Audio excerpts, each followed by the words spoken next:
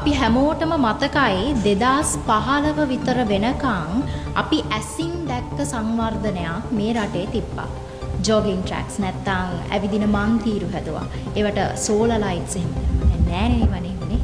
ඒ වගේම දියවන්නාව, බේරෙවැව වගේ ඇලදොල ලස්සන්ට පිරිසිදුව කරගෙන ගියා.